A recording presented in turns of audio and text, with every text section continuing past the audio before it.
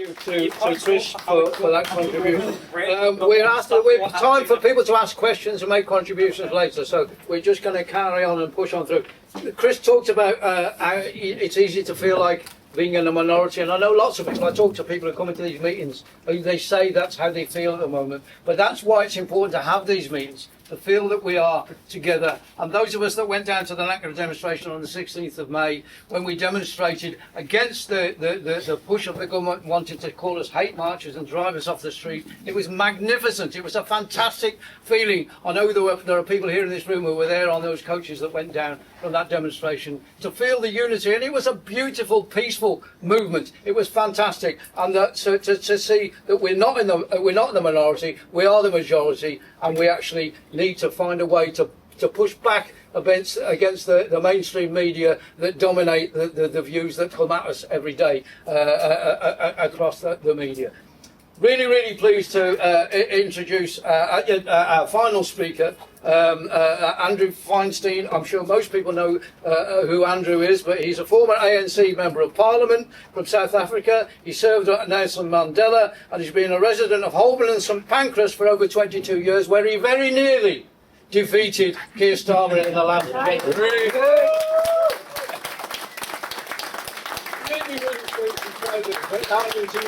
I know Andrew is an Arsenal supporter, so if you just look behind you at the cathedral on the hill, that'd be great. Thank you, Andrew. Thanks for getting here. Thank you. Thanks. First of all, my sincere apologies to all of you that I'm so late. I thought I'd get here with an hour's time, but the weather played havoc with the roads. What I could say is that I was detained in Camden on Starmer's orders. But it wouldn't be true, although sometimes it does feel like that. Second of all, my apologies for not meeting it. You know, the reality is that the night we announced the campaign, and I say we because it was an extraordinary community campaign, we thought we had 6 months. The next day, Rishi Sunak announced 6 weeks. And in those 6 weeks, we knocked on 52,000 doors. And I would knock on doors and people would say to me, "Are you this guy?" Because in the pamphlet I had a cap on, and then they saw that I had no hair when I didn't have a cap on. So I said, "Yeah, that's me, capless." And they said, "Well, why are you at my door?" And I said, "Well, I want to represent you. Don't you think I should be talking to you and engaging with you?" "Yeah, that's a good idea." And they said, "But, you know, I don't know who my councillor is." Some of them even said to me, "I don't know who my MP is." The guy was running to be Prime Minister. He'd been their MP for 10 years. They had no idea who he was. That's the state of our politics. And if we take that, and I'll talk a bit more about those politics, and we look at the global situation that Chris has so brilliantly outlined, global defense spending in 2026 will, for the first time in history, exceed $3 trillion. $3 trillion. And that's even with countries like Israel and others lying about what they actually spend. So that's the spending that is actually declared and can be tracked. So imagine what the real figure is. And amidst this extreme bonanza, this morning before I left Camden, I did this talk for an EU finance group, in which, you know, a lot of the myths about Russia that Chris was talking about, they were sort of regurgitating those in support of massive increases in EU spending. And you think to yourself, this is just total insanity. None of it is based on fact. I mean, the reality is that the invasion of Ukraine has been an unmitigated disaster for Vladimir Putin and Russia. It has economically and militarily ravaged the country. He was told that there would be a successful invasion within 10 days to 2 weeks. That's why his big mate, the orange one in the White House, has been trying to extricate him with honor from the Ukrainian situation. But now this guy, who is so economically and militarily weakened, is a huge threat to all of us. Attacks, as Chris was saying, had been said, is attacking Britain every day. I mean, what sort of a rabbit hole of these people living in. There is no link to reality of this nonsense that they sprout and that we see in our media day after day after day. And you won't be shocked to hear that the same financial institutions who own the major stakes of all of the world's biggest defense companies, BlackRock, State Street, Fidelity, etc., are exactly the same financial institutions who control most of the commercial media in the so-called Western world. So there's no surprise that the message is uniform across them. And amidst this ridiculous bonanza of defense spending, we have our defense secretary resigning because there's not enough money given to defense, while my MP, before he gets kicked out on his arse from 10 Downing Street, wants to add 18 billion pounds in defense spending before he leaves. What does John Healey want? That the entire budget goes to defense.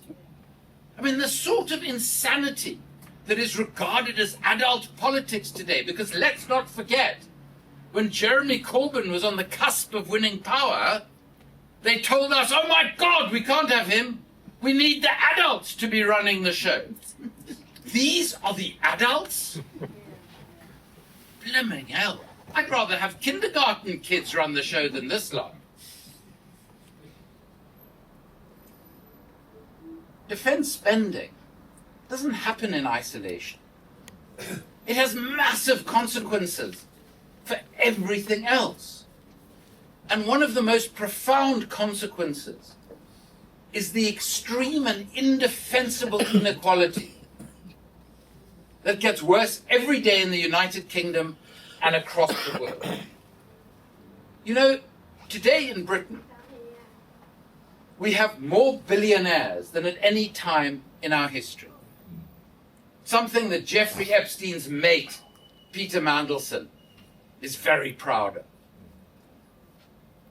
And as a direct consequence of that, we have more families needing to use food banks to feed themselves than at any time since the end of the Second World War. How, in a civilized society, can these two things be allowed to coexist?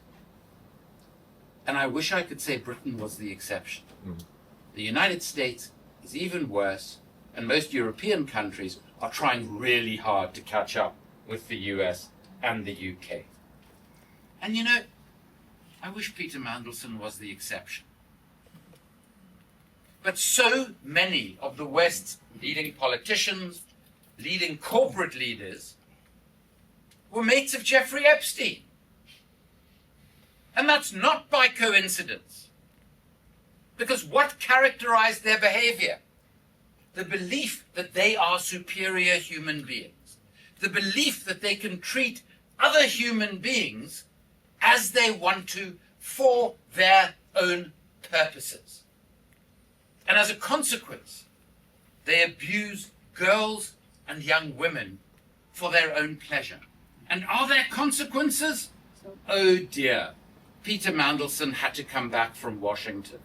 How devastating. What about the women whose entire lives have been destroyed by these horrific human beings? And who was the worst of them? Who, by all accounts, was the most bestial and brutal of them? The former Israeli Prime Minister Ehud Barak. At least one of the women, who was a young teenager at the time, described how barely able to walk she had to make her way to hospital after serving Ehud Barak. These are the people who run our world. And we wonder why it's in the mess that it is. But the reality is, you can't maintain a system like this unless you are prepared to repress, unless you are prepared to impose authoritarianism on every aspect of our society. And as Chris described, that is exactly what we are living through right now. The closing down of freedom of political speech, the closing down of the right to protest. And just have a look at the track record of the judge who will be passing sentence on those 4 incredibly courageous and heroic young people tomorrow. He has spent his entire very well-paid career in hock to the British security state. And that is why he was appointed. And that is why they gave him the right to run a trial in which the word terrorism was never mentioned, in which 4 people have been found guilty of what is a minor offense, and they could go to jail for up to 14 years in terms of terrorism legislation, and not one member of the jury will ever have known that that was the intention. That's not a legal system. That's a banana republic. And that's what we're turning this country into. And why are we doing it? Because we're in hock to Benjamin Netanyahu, Donald Trump, and the rest of Jeffrey Epstein's mates. It makes me sick. Now, there are obvious geopolitical reasons that this is happening. We live in an age of extreme ethno-nationalism. And unfortunately, the poster child of ethno-nationalism is the state of Israel. A state that in its conception, and I say this as a Jew and as the son of a Holocaust survivor and as someone who has lectured at Auschwitz on genocide prevention, the establishment of the state of Israel was a racist enterprise. It was a settler colonial enterprise, no different to the establishment of the apartheid state in South Africa. It is based in conception and execution every day on racist white supremacy. And more, that is the basis of our politics in the so-called West. You know, the ultimate irony for me is that if you look at some of Israel's closest allies, they're some of the morons in the Trump administration who, when the capital was occupied, there was the one guy in his T-shirt saying 6 million was not enough, standing next to his comrade who was holding up an Israeli flag. I mean, this is the level of the discourse that is informing some of our most active participants in politics at the moment. And Narendra Modi, the Indian Prime Minister, regaled with state honors in Israel. His entire political philosophy is based on anti-Semitism. Viktor Orban, who's finally lost an election in Hungary after 16 years, twice a year, welcomed with full state honors in Israel. Every single election campaign of his is based on the most horrific anti-Semitism, using those awful Hohenheim images that the Nazis used to caricature Jews, who they then murdered and slaughtered in their millions. And these are the people that Israel befriends today. But there's another reason besides geopolitics why all of this is happening. And that is because our political systems, our leading politicians, corporate leaders, military and intelligence leaders, are materially corrupt to the core as well. And this is the basis of the work that I've done for 25 years now. The global trade in weapons is the most corrupt trade the world has ever seen, accounting for 40% of all corruption in the world. And when we do arms deals with Saudi Arabia, the United Arab Emirates, or Israel, not all of the bribes go to the leaders in those countries. A significant portion of those bribes come back to Britain. So in the most corrupt commercial transaction in history, something called the Al-Yamamah deal, an arms deal with Saudi Arabia, in which we paid £6 billion of bribes. And when I say we, I mean every one of us, because that came out of public funds. Not all of that money went to the Saudi royals, one of whom not only received over £1 billion, but also received a jet for his personal use, painted in the colors of his favorite American football team, the Dallas Cowboys. And we, the taxpayers of Britain, paid for the maintenance and running of that aeroplane until at least 2017. But what we should have called that deal was the Who's Your Mama deal. Because amongst those who received bribes was one Mark Thatcher, son of the then Prime Minister, who was paid £12 million simply because his mother didn't want to have to continue to fund her wastrel son anymore. So she got the Saudis to fund him. That's the basis of this industry. The CEO of BAE Systems received a flat in Mayfair in central London that's probably worth 20 to 25 million pounds today. And of course, huge amounts of money went from the arms dealers, the intermediaries, straight into Margaret Thatcher's party. And that is why Mrs. Thatcher said at the end of her career that her greatest success was Tony Blair. Because Blair did exactly the same thing as soon as he was in office. The Labour Party started to receive the same corrupt money. And Blair has made over £100 million personally, directly out of the decision to invade Iraq and his association with British and American arms companies. And we look finally at my own MP, the disreputable Keir Starmer. And what we discover is a small organization called Labour Together that brought him to power. And if you haven't read it, I would strongly encourage you to read my colleague Paul Holden's book, The Fraud. Keir Starmer, Morgan McSweeney, and the Crisis of British Democracy. It is truly terrifying reading.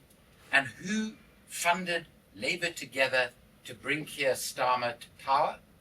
Trevor Chin, Gary Labner, etc., etc. Who is Trevor Chin? A multi-billionaire who, when he was awarded the Israel Medal by the President of Israel, proudly on accepting it announced, "I have devoted my entire life to the state of Israel." These are the people behind Keir Starmer. So the question we now have to answer, as Keir Starmer's entire political edifice falls apart, is what next for Keir Starmer? Will he get some multi-million-dollar paying job at the Tony Blair Institute? Will he get a multi-million-dollar paying job at Palantir or Oracle, who he has effectively sold off the British state to? We will wait and see. One thing we do know is he's not suddenly going to grow a conscience and start actually representing the people of Camden who elected him, because that's never been his intention and never will be. Finally, let me say that this massive defense spending that is engulfing us at the moment has a profound socio-economic opportunity cost. In addition to the hundreds of thousands who die as a consequence, the environment. Conflict is the biggest destroyer of our natural environment. The Pentagon is the biggest polluter on the planet. Our benefit system, our health system, our education system, our roads, which I had to bounce along all the way from Camden today. South Africa has better public infrastructure than Britain. Britain is supposed to be the 6th richest country in the world.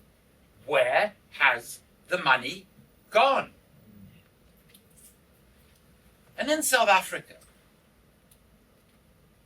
we had an appalling misstep after Nelson Mandela retired and his successor Thabo Mbeki took over, in which he decided to spend $10 billion on weapons, which we didn't need and have never used. Why? Because $500 million of bribes were paid to my own political party, the ANC. And this was at the time that Thabo Mbeki told the 6 million South Africans living with HIV or AIDS that we didn't have the money to afford the antiretroviral medication that would keep them alive. Over the period of the next 5 years, 365,000 South Africans died avoidable deaths because of that policy choice. 32,000 babies were born every year of those 5 years with HIV. because we couldn't afford mother-to-child transmission treatment, but we could afford to buy these weapons that we never even bothered to assemble. That was the disaster of South Africa's democracy. But we should never forget that South Africa went from being a racist, apartheid, oligarchical state to being a democracy, albeit an imperfect one. And the reality is, as Chris was talking about how the movement is having an impact here, and it is, a profound impact which these opinion polls really indicated to our totally out of touch political class. I want to remind you, whenever we feel hopeless, whenever we see those images from Gaza, South Africa went through our darkest period in the mid-1980s, where comrades of mine were simply disappeared. Some were shot on the street. There was enormous repression. The apartheid state felt all-powerful.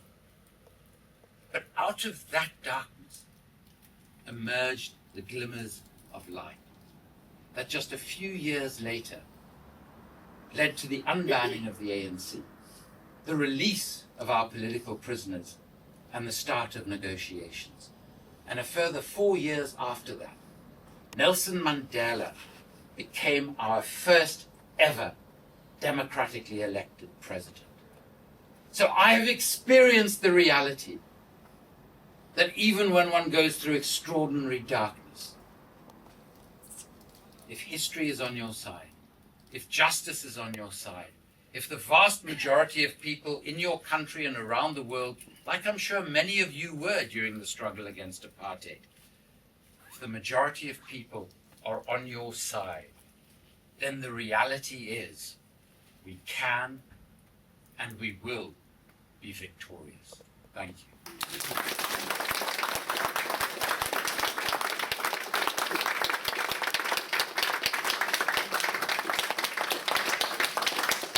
Many thanks, Andrew, for getting here and joining us with that message of hope. Hope is the key, I think, isn't it? Because we hear, you know, the how we all feel, how bad it seems, how terrible it all appears, but the hope is that we can collectively fight back. And the way that we can do that is when we find a way to get together to do that. Sarah alluded to it before in terms of joining trade unions and the way that we can collectively join together in trade unions. The Palestine Coalition and the pushback against what's going on in Gaza over the last 3 or 4 years has been absolutely magnificent in terms of building that sort of solidarity and giving a sense of strength to the movement in this country. And as Chris alluded to, there's the international conference in London on the 20th of June, the attempt to build that into an international movement that will push back against these corrupt people that Andrew talked about. The system is absolutely bereft and corrupt. And the only way that we're going to make that better is if we fight back together in one way or another. And we need to start with our protests and our demonstrations. So please, if you can, get down to that conference in London and begin to build that international movement. Right, it's been a fantastic meeting this evening. We've had some fantastic speakers. We've got a little bit of time if people have any questions or comments that they would like to make. If you do, please try and keep them brief. And then we'll, after 1 or 2 contributions, we'll ask the panel to feedback and sum up before we have to head off at about 8:30 this evening. So, comrade at the back, Alex, and then Chris. Yeah, just a quick comment from a trade union perspective. I'm active in the same union, the NEU, as Sarah, and I think unions have a choice over how we respond to these hikes in military spending. As Chris said, are becoming the issue of